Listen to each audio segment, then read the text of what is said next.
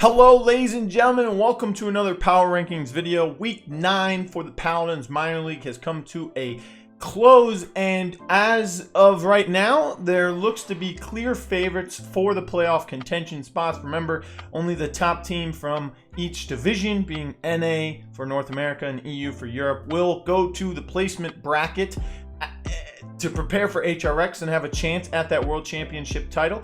But none of them have clinched just yet. Even through the PCL, only one team, being the Hype Unit console team, has actually clinched. The other 3 divisions of console are still open, as well as both divisions here for Paladins minor league. So let's get right into the rankings. At number 8 is One Trick Pony, and OTP is still dwindling down to nothing, it seems, week by week. It has nothing to do with anything except primarily the roster.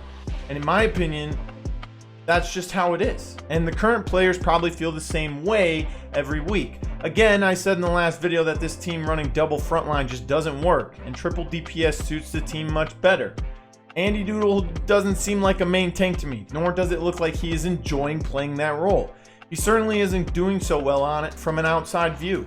The rest of the team had a tough time dealing with Sour Team's DPS duo alongside Sour's tanks being able to push through them without any resistance.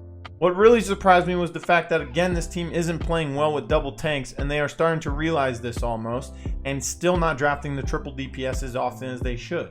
They were first picking Barrack as if they needed to grab a great solo main tank compared to grabbing a top off tank first, but then they would fall back from running the triple DPS and start drafting a more standard comp and not being able to put out any success on top of them.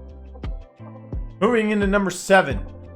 Now, early in the phase, 5-stack looked decent and put up some fights with the top teams, but have since withered to almost nothing.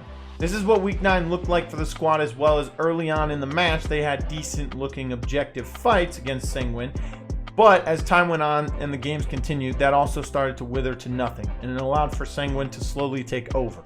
5-stack is still decent mechanically, but seem to be going by a different meta of their own, and that could be a good thing, and is in most esports. However, in this case, it isn't working and prevented them from being able to close out the set and close a 3-3 game such as the Splitstone Quarry Game 3. Winning Game 1 was a boost that just didn't seem to pan out for them, and the glimmer of hope was shut down when Sanguine started to find their stride late in the set. Out of playoff contention by a mile, it's time to try new things and look towards 2020, as I have said for a lot of teams already. And for number 6, Exile. Now, Exile continues to improve as a team and continue to push better teams such as Hype and Sanguine to lengthy games, such as their Game 2 on Splitstone, pushing Hype Unit to a 3-3 round 4 this week. In spite of all that, they continue to lose, and they fail to consistently put out enough of a fight after falling behind in matches. Once they go down 2 maps, it seems as if they fall apart and give up on trying to pull out the win. Maybe they recognize they won't beat their opponents once down 2, or just attempt to try something new considering chances of success are lower at that point. Either way, it doesn't matter, but I would encourage trying new things as their chances at playoffs are over and done, but improving could help the players seeking better opportunities in 2020, most notably those newer to the PML scene who have shown potential and growth in their first season playing competitively. And number 5 is Sanguine. Now, losing Game 1 to 5-stack took me by surprise a little bit, as Sanguine has consistently been able to quickly dispose of them throughout most of the phase already. Towards the end of Game 2, however, they started to show up and creating huge opportunities for themselves and open up the floodgates. Those were once again closed in Game 3, and 5-stack were able to roll back and get a 3-3 and stall it out. But again, Sanguine woke up and were able to pull out the victory and allowed them to have increased confidence going into Game 4 on Warder's Gate, where they have had major success against most teams except for the times they've faced Hype Unit there. Sanguine is still able to take first place if they can get a bit of luck from the bottom teams to beat Hype Unit once or twice, and Sanguine happens to win out for the remaining 4 weeks. I don't think it'll happen, and I believe next week we will see Hype clinch the playoff spot with a 3-0 victory. At number 4 is Sour Team. Now, Sour came out firing on all cylinders this week and are looking like the Sour team we were watching at the start of the phase. Granted, they were facing One Trick Pony, the current 4th place team. Drafting Grover numerous times seemed to work in their favor and allowed them to have more success when grouping up for those aggressive pushes with the surrounding champions they had each game. Uber's payday was going off and getting eliminations while his off tank was creating a ton of space for him to continue doing so. Sour Team now moves to 4-4 in the standings and puts themselves back in place to swipe away the first place spot, but needing to win out in the final 4 weeks, especially with some 3-0s against Penta and All Business. Now number 3 is Penta, and they did lose and Sour Team did win, so you would think that Sour would be higher than Penta in the standings, but Penta's not out of the race just yet. Last week we watched Paladins play outstandingly and be named the PML Player of the Week. This week we didn't get to see him as Accenture stepped in for him. Now in theory this is okay considering Accenture has been playing PC Paladins longer and has been on one of the biggest stages when he won MSI with the squad. However, he was playing frontline at the time and compared to subbing in at DPS and flex for Paladins. Game 1 on Brightmarsh, we witnessed Bolka play Furia and run Solar Blessing instead of the now popular Cherish, which I guess makes sense with a smaller map and more areas to take away his line of sight. Ultimately, some different strats and changes to the playstyle with Accenture in the lineup for Slop was decent stats-wise, but not enough to pull out the win. Penta now sits 3rd in the standings with a -1 plus and minus, and 12 games back from All Business. So in order for them to take first, they need to 3-0 every week and hope All Business loses 0-3 each week for the remainder of the season. Are they out of contention? Mathematically, no. In my opinion, yes. At number 2 is Hype Unit. Now, I enjoy watching Hype Unit play since they are willing to expand their draft pools and try new things, especially some things people would consider console-minded like Victor and Vivian, a lot. They seem to get a ton of things they wanted in the draft every game that they work well with, like Inara for Dethroner, Genos, Ashe, and so on. Things they can play aggressively or passively, depending on how the tempo of the game with their opponents goes.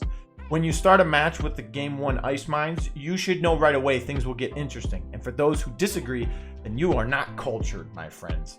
Just kidding. The Victor seemed to work in their favor and helped them take a 1-0 lead right away, providing constant damage and cauterize amongst the entire Exile team all game long. Payan is still getting tons of work done on his flanks and other champs in his pool, while Edgem has filled his role decently enough. Dethroner and T-Mac continue to show why their name should be in the discussion for top among their roles in the PML and put their work in respectively.